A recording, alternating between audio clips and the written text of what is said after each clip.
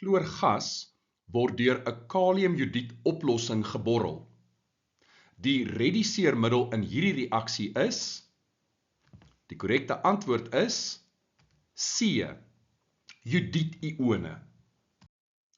Die vraag sê vir ons, chloorgas word deur 'n kaliumjodied oplossing geborrel.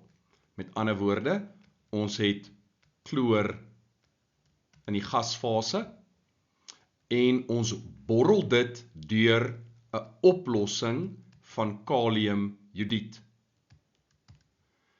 En dit gee dan vir ons kaliumkloried as ook jodium in oplossing. Kom ons kyk gou-gou na ons balansering. Ons benodig 2 klore aan die regterkant en dan gaan ons 2 kaliums en 2 jodiums nodig hê. Daardie is gebalanseerd. Nou, kom ons skryf gou-gou ons oksidasiegetalle in. Chloorgas, dis 'n element, dis 0. Kalium, groep 1, plus 1, jodied, groep 7, minus 1. Kalium bly plus 1, met ander woorde, toeskouer-ioon.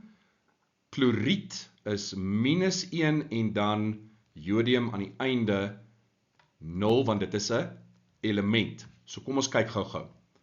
Die chloorgas gaan van 0 na kloried wat minus 1 is. Met ander woorde, dit word gerediseer. Die chloorgas is met ander woorde die oksideermiddel.